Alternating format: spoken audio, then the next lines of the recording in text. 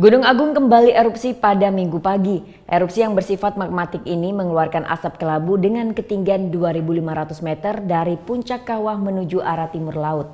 Meski demikian, erupsi ini tidak mengganggu aktivitas penerbangan di Bandara Internasional Ngurah Rai.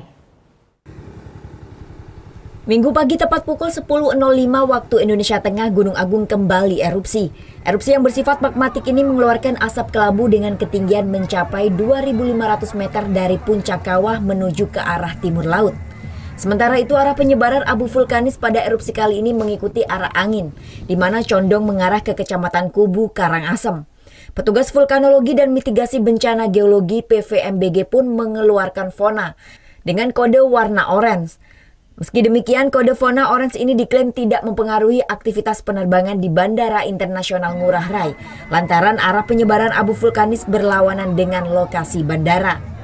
Sebelumnya pada Sabtu kemarin tepat pukul 11.57 waktu Indonesia Tengah, Gunung Agung sempat erupsi dengan mengeluarkan asap kelabu dengan ketinggian yang sama, yakni 2.500 meter dari puncak kawah mengarah ke timur laut. Tadi pukul 10:05 waktu Indonesia Tengah terjadi kembali erupsi magmatik dari Gunung Agung dengan ketinggian mencapai 2.500 meter di atas puncak.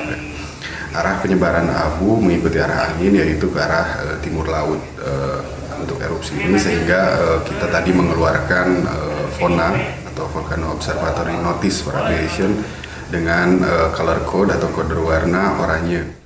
Sementara hingga Minggu siang aktivitas vulkanis Gunung Agung masih tinggi.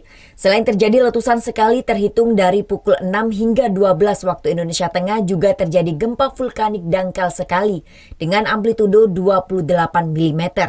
Tremor terus-menerus juga terekam dengan amplitudo 1 hingga 4 mm.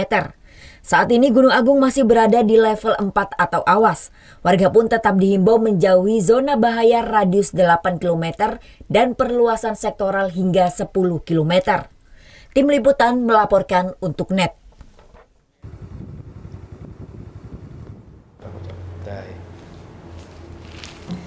Udah selesai kan nontonnya? Nah, jadi jangan lupa buat like, komen, dan subscribe ya.